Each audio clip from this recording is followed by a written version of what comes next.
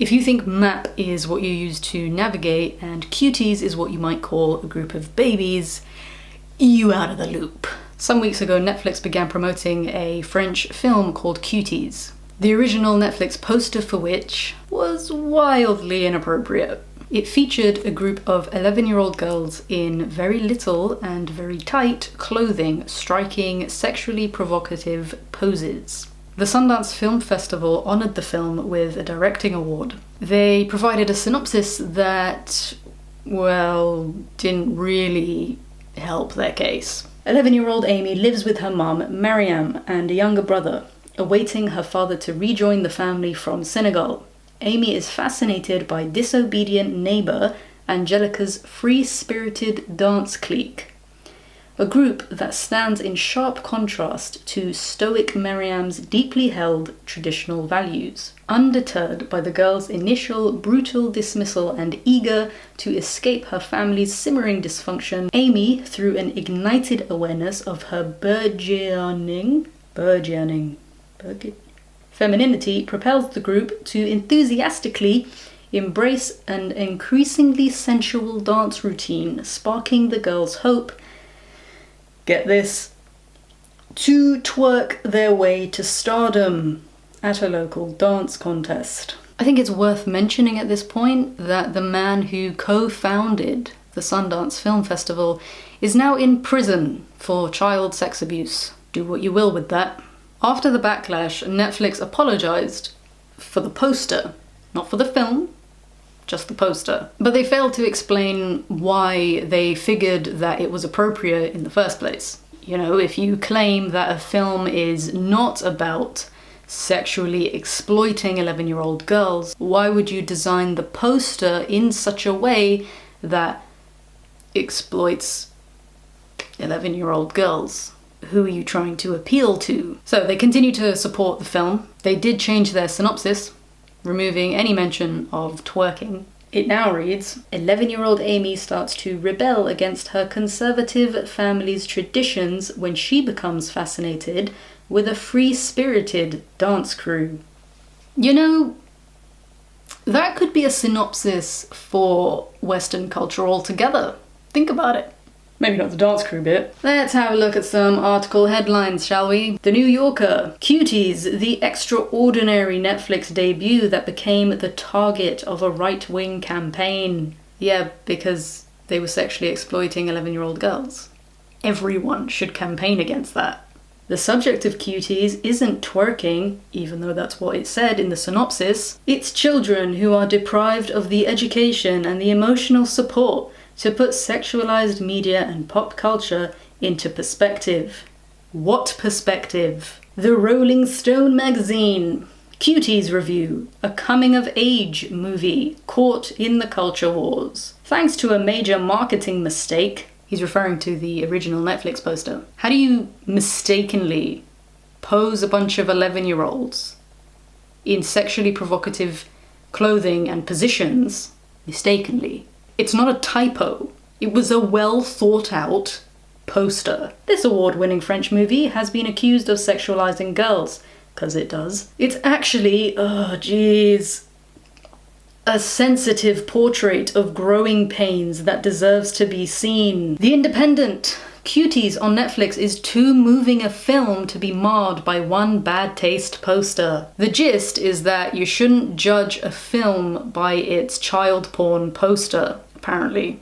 Actress Tessa Thompson says, Cuties is a beautiful film. It gutted me at Sundance Fest. It introduces a fresh voice at the helm. She's a French-Senegalese black woman mining her experiences. The film comments on the hypersexualization of pre-adolescent girls. Disappointed to see the current discourse. Comments on the hypersexualization of pre-adolescent girls. How? By hypersexualizing pre-adolescent girls.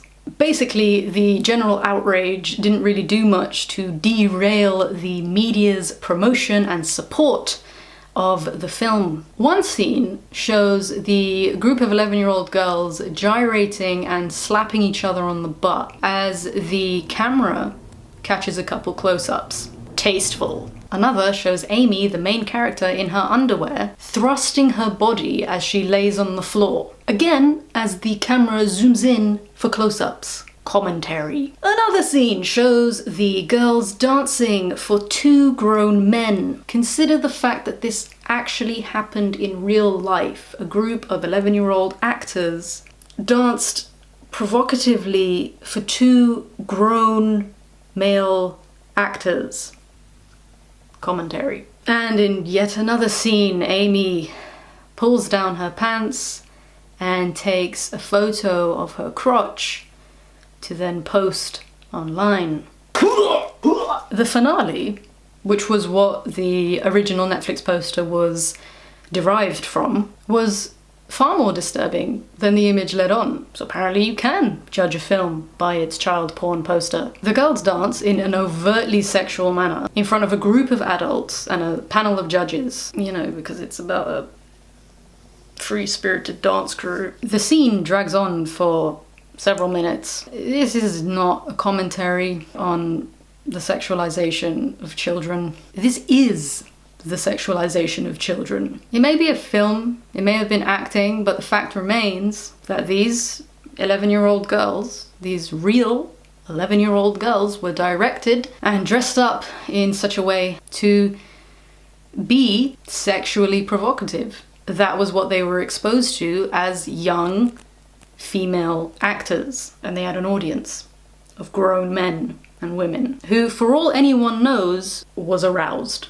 Let's just think about this for a sec. So these 11-year-old girls, these real 11-year-old girls, actually gyrated on each other, slapped each other on the butt, dry humped the floor because apparently that's a dance move, while grown men and women looked on. Who knows for how many takes? You know, mistakes are made when you act. Maybe there were 50. So this would have happened repeatedly. Tell me, how is that different from shooting a porno? Are we gonna start saying that pornography is a commentary on the over-sexualization of men and women in our culture? No filmmaker wants to admit that they produced a piece of gratuitous garbage. No, they want to claim higher intentions.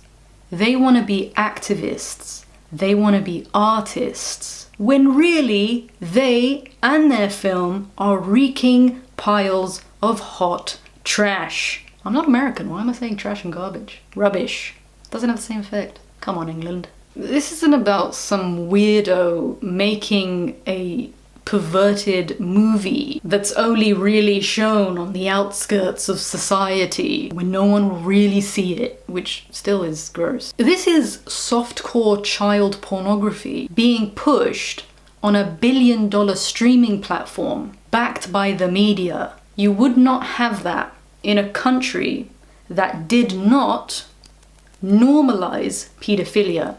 You wouldn't. You'd have that in a country that did normalize pedophilia. This leads us to our next topic, MAP. MAP, minor attracted person. It's strange how these issues are climaxing simultaneously. MAP is attempted rebranding of pedophilia. It's an identity term, one that defines a person's sexual preference or orientation, very much like straight, lesbian, bi, pan, trans, and good old-fashioned gay. They even have preferences within their overarching preference, much like a lesbian might have a butch femme preference. The majority of people seem to be outraged over MAPs and their attempt to be protected or covered by the LGBTQ+ organization. I predicted this. Just saying. Picture it. London. The year is 2089. You're old. You're sat there being schooled by your genetically modified grandkids because you refuse to support the latest edition of the LGBTQIP2SAAP for pedophile. There is actually no difference between the basis of the arguments for normalizing one group over one more, pedophiles, or as they prefer to be called, pedosexual. Furthermore, just as a side note, the general public are becoming increasingly hostile towards Christianity and increasingly accepting of Islam, the religion that AOK's child marriage. So we have child porn being defended on Netflix. Call it what it is. We also have lots of other kinds of porn, because it's porn. You don't watch Orange is the New Black for the storyline. Who are you kidding? And we have a group of pedophiles fighting for acceptance, some of whom actually intend on harming children openly. Blurred lines. Blurred lines. Those in support of the movie claim that it depicts the issue of sexualizing children rather than glorifies it, which unfortunately is negated by the actual obvious sexualization of these 11-year-old actors. It seems to be the case that the highest good that we aim for is the freedom to make unfettered choices, specifically involving sex, gender, and sexuality, or sexual expression. Well, didn't that backfire real quick? The goal seems to be to destroy moral values and to refashion humanity into primarily sexual beings, regardless of age or anything else. That's clearly where we're headed. It's a lot more plausible than the AI trajectory. Did you click it yet? I mean, stay here, but like open it in a new tab, watch it later. Shameless advertising.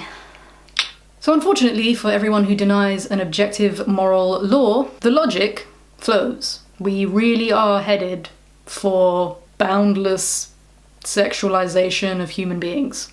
And maybe even animals and objects, who knows? That stuff happens.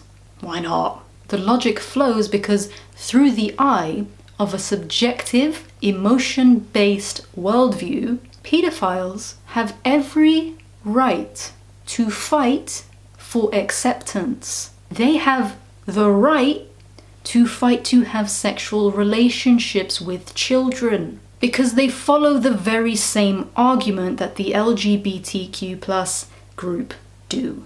Love is love. Love is love. How empowering. So, what's your problem? There are two criticisms that will likely come my way after saying everything I've just said. Rushing to the defense of the film Cuties, you might say, we can't keep quiet on these issues. You know, we can't live sheltered lives. These things need to be exposed. People need to be uncomfortable with these things.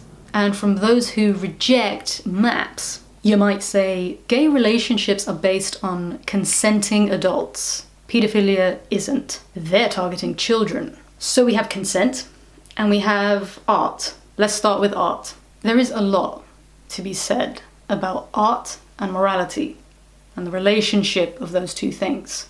But we'll keep this post to its immediate relevance. The purpose of drawing the public's attention to a particular theme or issue, like the sexualization of children, would be to imply or to expose the fact that this is a current issue that we are facing as a society, as a culture. In other words, we recognize, we acknowledge that the over-sexualization of children is a problem.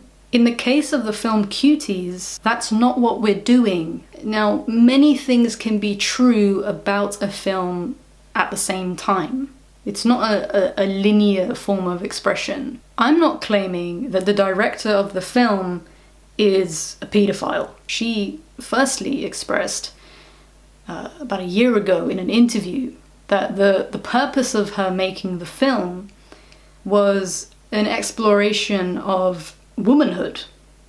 So it actually had nothing to do with the over-sexualization of children.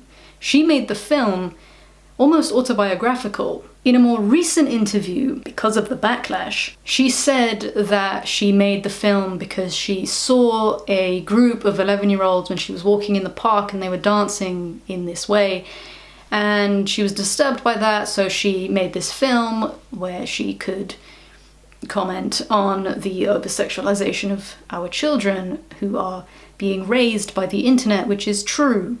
That's what's happening. Netflix. So either she doesn't actually know why she made the film, or she's just appealing to whatever will allow her film to be shown on Netflix. What we see these 11-year-olds do in the film is actually what we train 11-year-olds to do in real life. The music you enjoy, the films you rate, the shows you watch, they're popular because they appeal to our values. An 11-year-old or younger will look at you, they will look at the way that you live, the things you support, the stuff you say, the stuff you like, and they'll think, okay, so this is what it means to be a woman, and this is what it means to be a man, and this is what it means to love and be loved, etc. We, as a culture, think it's totally fine for men and women to sexually exploit one another.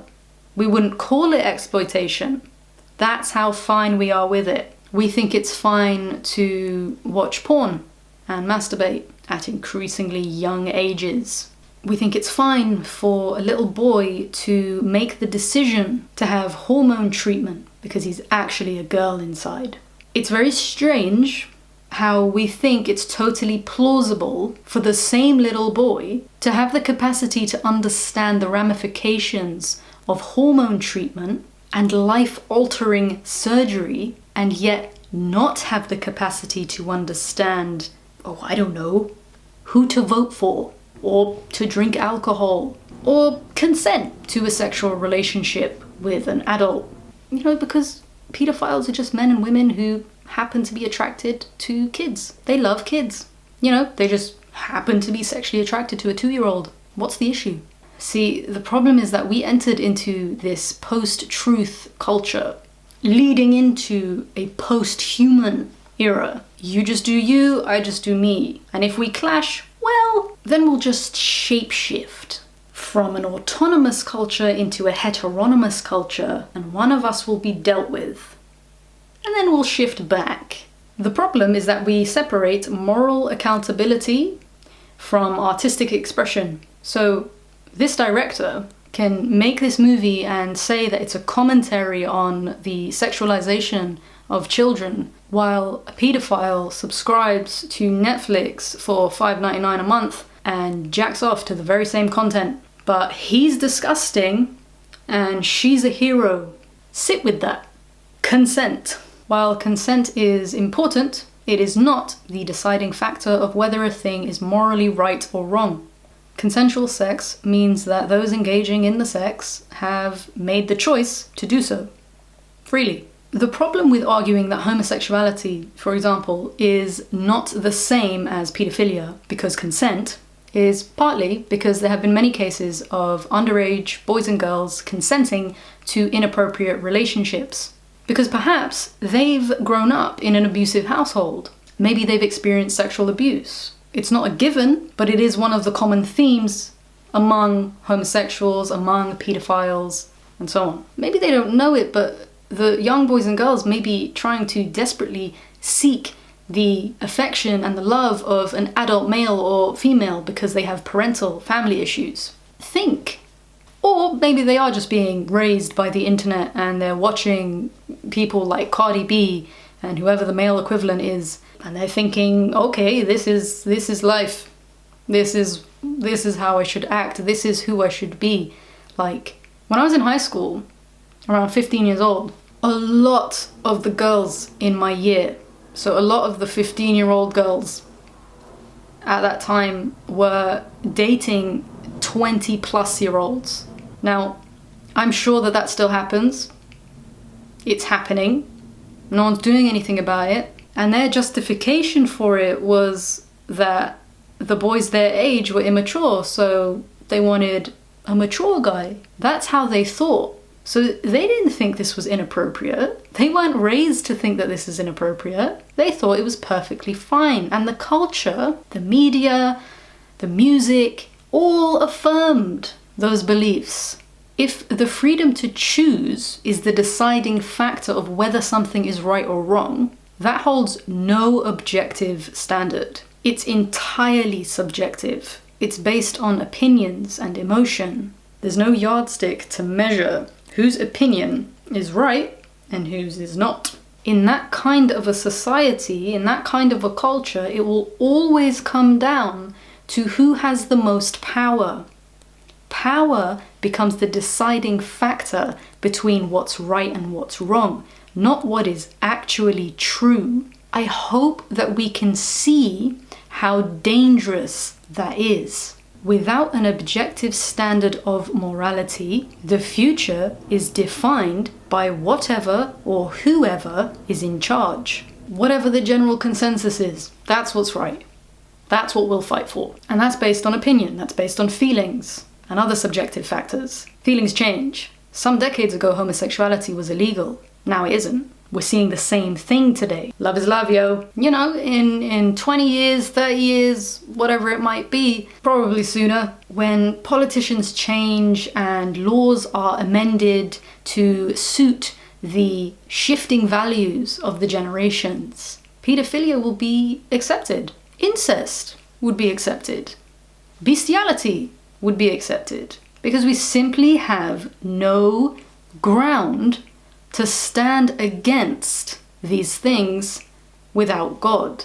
Hate to break it to you. Without a moral lawgiver. There's pride in being gay now. What makes you think, those of you who reject objective morality, that is, you reject an eternal, unchanging moral law, what makes you think that your opinion today about pedophilia, your feelings about protecting children, what makes you think that sooner or later that won't change?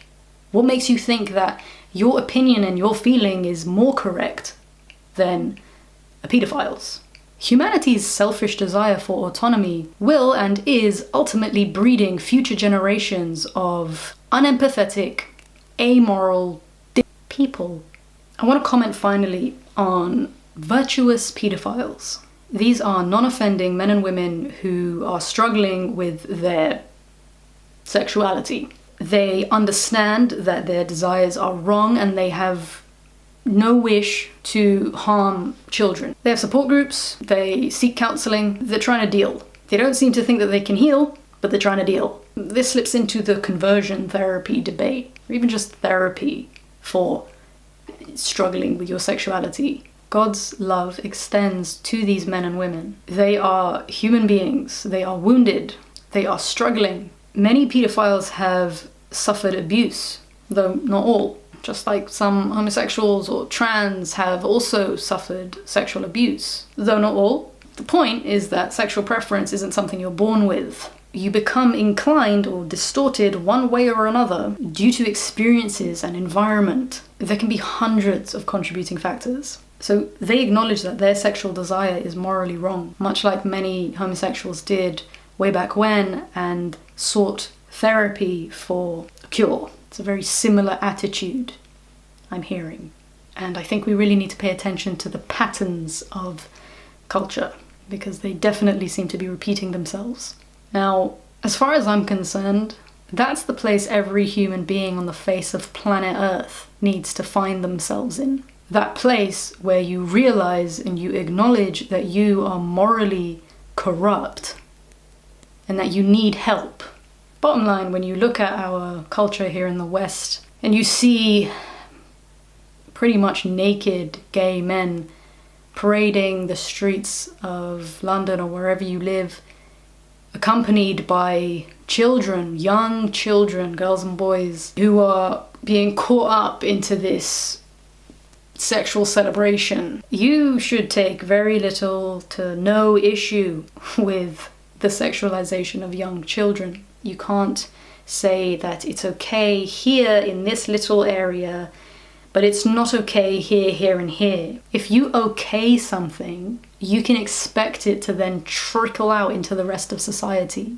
Kids in our country and in America go to the library to be read stories by transsexuals. Like, why? Why is that an important thing for us to do as a people? If you support certain areas where these things have been okayed, expect the logic to flow. You know, what's your end game? What's your goal for celebrating all of these things and pushing for all of these things to be taught in schools? You know, masturbation being taught to 4-year-olds, contraceptive being handed out to teenagers, Planned Parenthood coming into schools. What's your end game? There are plenty of ways that we can Save the Children. You could support Answer. It's a non-profit organisation founded by Troy Brewer. They fight against what they call an epidemic of human trafficking and child sexual exploitation. Or you can go ahead and support the actual Save the Children organisation. You could also just adhere to better moral values. You could think better about the decisions you make and about the things you wish to pass on to the next generation. Focus on being a good role model to your nieces and nephews, to your children, to your friends' children. It's a responsibility. It's not just going to happen. You can't just expect kids to turn out okay. They don't know anything. That's why we feel protective over them. And if you're not bothered to do anything about that, anything that might, cause you some discomfort or some inconvenience, well then, deal with pedophilia. Go parade in the streets and support it. Go celebrate it. Go celebrate Hollywood and general media just exploiting children sexually. There are lots of things that we can do. Lots of things other than fund Netflix with a monthly subscription so that the billion-dollar streaming platform can push out more softcore child porn. It's no good having the attitude of, I want to help the 4-year-old girl who's being prostituted and raped in Nepal, but I also kind of want to catch up on the latest episode of Stranger Things. Get right! That was a heavy topic, wasn't it? For those of you who don't know, I am Christ Defender. I defend the Christian faith. I answer questions and criticisms of Christianity. And really, that involves a whole lot of things, directly or indirectly. If you like what I do and you would like to support me, you can find the Patreon link in the description box. If you're not too sure yet, subscribe, turn on notifications, and check me out. I post once a week, sometimes twice. I'm also on TikTok and Instagram. Thanks.